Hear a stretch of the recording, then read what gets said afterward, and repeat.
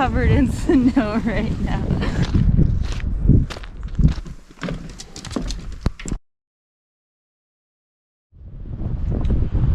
Hello everyone, welcome back to Hideaway Homestead, and today is laundry day. I'm just in the middle of doing some laundry and I'm about to start a new load, and I thought it'd just be kind of interesting to show you guys kind of what we're doing with our laundry setup and kind of how we wash our clothes. So, kind of show you. We have these two compact, this is the washer and the dryer setup. Right now, I'm just starting a fresh load. I'm filling water right here. And you can see I got some soap in there already. Let me get this going. Okay. It is a cold and windy day out here. We use this Myers laundry detergent right here. So that's our detergent of choice. And then we're going to start the wash cycle right now. Turn this off. Good amount of water. Okay. So you turn this dial. It runs for 15 minutes. You see a little 15 right there. So you do a wash cycle, it completes it in 15 minutes. Then you have to come over here and drain all the dirty water and then fill it again to do a rinse cycle. So that's kind of just how this washing machine works. And then this compartment right here is the spin cycle. So, you know, once you've rinsed everything, you put it into this side, it spins it, and then I can throw it into the dryer. That's pretty much how the washing machine works. Pretty straightforward. I know, like normal size, normal washing machines, they do all of that in one. You don't really need to think about it. You just, you know, pick hot or cold water, how much water, how big the load is, and press start, and it just does everything for you. This one requires a lot more work, but it's energy efficient. That's why we're going with this small compact washing machine. Obviously we're off grid, and power is a big thing. You know, we don't want to pull a bunch of power just to do that. And as far as the heater, or not heater, the dryer is concerned, I have to wait till a nice beautiful sunny day so our solar panels can produce enough energy. And right now it's perfect. It's probably, I don't even know what time it is. It's maybe like noon or so, but they're right there in full sunlight. And then we get our water from right here, you know, pretty straightforward. We got a pump and everything, and I just use the water hose. And this is usually the hose that goes to the camper trailer, which is over here. Now, so I just bring the hose over here, fill up the washing machine pretty easily. I do plan to get a dedicated water source over here. Just haven't gotten that far. But it's a new year, and I think I can do that because it would just make doing this a little bit easier. You know, I don't have to, you know, drag my water hose all the way over here and disconnect things. But you know, things will grow in time. All right, so wash cycle just completed. I just kind of want to show this real fast. See, the water's all nasty, dirty. I put it to drain. And then I have everything drain into this bucket. Now right here, this pipe goes to our septic system, and I used to just let it drain into the septic system, you know, and whatever, forget about it. But now I'm starting to reuse the gray water, so it's flowing into there. And now this tube is connected to a little pump right there. I'm gonna turn it on, and now it's pulling the water out as, you know, the washing is going into there. And then I've created just a natural water filter out of some old I don't know, water jugs, I guess. These had cracked on me and I couldn't store water in them anymore, and I was just kind of saving them, and I was like, oh, I can use them for this.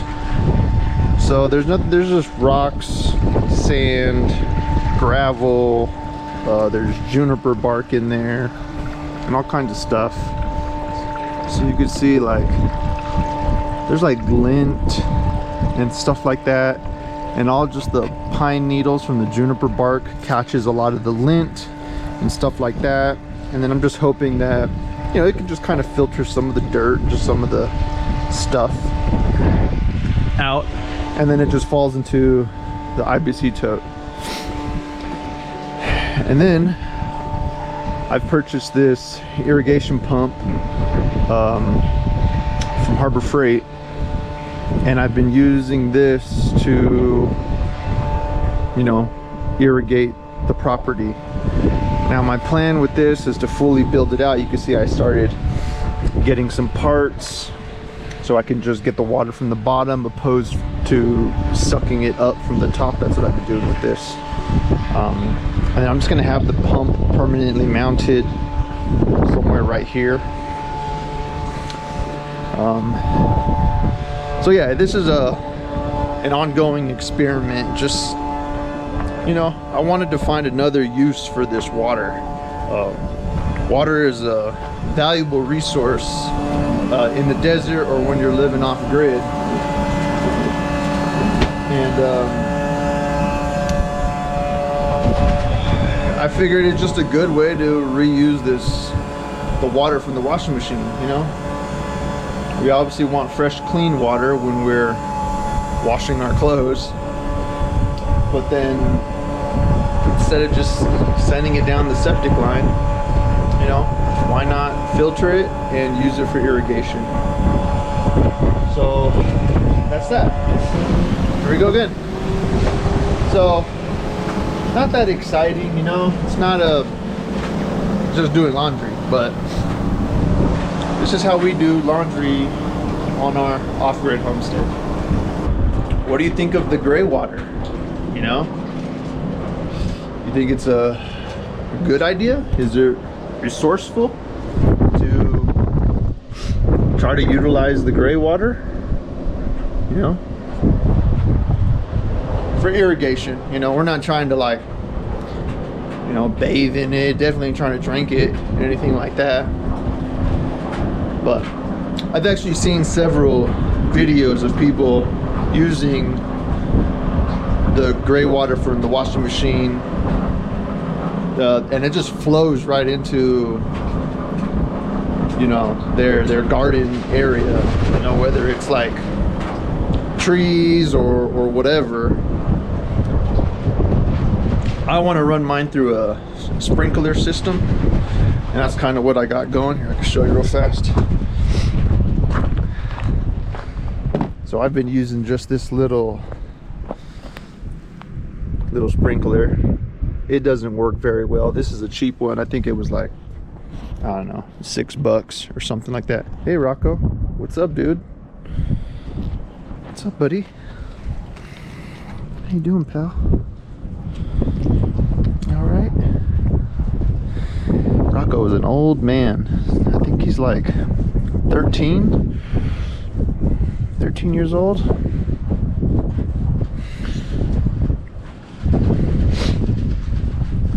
He's starting to lose his fur. He used to have nice, long, lush hair, but ever since he's gotten much older, his hair just ain't growing back the same.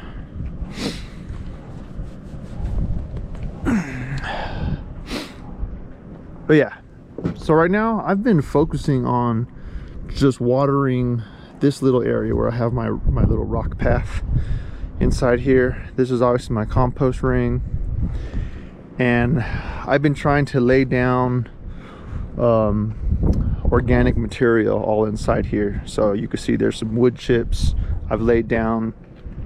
I've gone around and collected, like, you know, cow patties, broke them up, sprinkled them all inside here.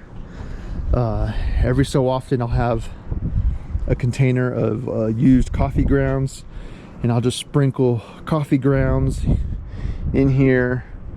I had a bag of old cover crop seed, just, you know, grass, normal grass, I guess, and I've laid that down. I've come in here and raked the dirt, just try to disturb the dirt a little bit, you know, and my goal is just to have grass, man. I would love to just have normal grass. So that's what I've been trying to do, but, you know, I need water. You know, nothing will grow without water, and we have to haul all our water in. And, you know, there's our water storage. I don't want to use our fresh, clean water for irrigation. Now, eventually, I want to put rain gutters on the cabin and do rainwater collection, but we're not there yet. I'm trying to work with what we have. I'm trying to work with, you know, yeah, I'm trying to work with what we have. That's all I'm trying to do. And instead of dumping the water in the septic system, I'd rather try to use it, you know. Why don't you guys let me know your thoughts on that? What do you guys do? Or has anyone, you know, repurposed their gray water like that? You know, is it successful? Are there things I should be looking out for? I know one thing I was nervous about is the soap and the detergent. Now, I know Myers is a good brand. They don't use as much chemicals, things like that. And I also was thinking about adding charcoal to my water filtration system, and that supposedly helps pull chemicals out, you know, so that would probably pull some of the laundry detergent out of the water. But when I spray and I run the sprinkler, you know, it's not soapy. Oh. So we'll see. I mean, if anything, I mean, I don't think it'll get any worse, right? I mean, there's not a whole lot growing right now, and if I'm putting bad water on the land, yeah, I mean, the worst thing is just nothing will grow, and there's not a whole lot growing right now, so, you know, it is what it is. That's why it's an experiment. I'm learning and just trying to, I don't know, have like a closed loop system here. You know, everything has a purpose, and even a byproduct, right? Like dirty water, it's a byproduct of us washing our clothes, reusing it again. You know, it's the same concept with the compost. You know, we have food scraps. We have, eventually when we have a garden and there's clippings and you're pruning plants and de-weeding and stuff like that, you throw it into the compost system. Compost breaks down, you get more soil. Soil goes back into the garden. You know, just like a closed loop. That's what we're trying to achieve here. Slowly but surely. We don't even have a garden yet. But we do get food scraps. You know, Ashley cooks, home cooked meals. There's all kinds of little cuttings and clippings and stuff like that. Goes back into the compost system. All right, so pretty much end of the day. I'm pretty much done with all the laundry, and got a decent amount of gray water. So I'm gonna turn the pump on and just kind of show the irrigation process of, well, this is what I'm trying to do anyways.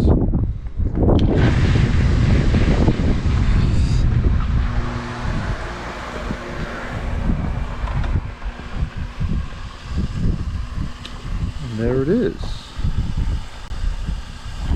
As I mentioned before, this sprinkler, oh damn, just got me. Sprinkler's not, it's not the best, it's not my favorite. It does okay. It's better than nothing, but I did order a new one, and it's the kind that it can do like a full 360. I can get everywhere. This one honestly just goes back and forth. So I let it run for, I don't know, a couple minutes, and then I'll turn it and adjust it so it wets, you know, the other side. And again, I'm just trying to keep the ground moist right here, and hopefully more grass covered crop will grow. This is all just an experiment, you know. I'm just learning and doing what I can. So let me know your thoughts. Leave me a thumbs up, leave me a comment, and yeah, we'll see you in the next one.